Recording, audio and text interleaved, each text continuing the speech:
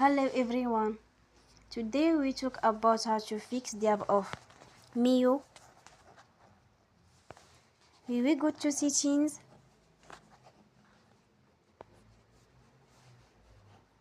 Then we click on apps. After that we will search the app Meyo. And we click. Then we will on for stop. After that we will go to storage. Then we click on clear cache. In the end, turn off your phone and you will recharge your phone again.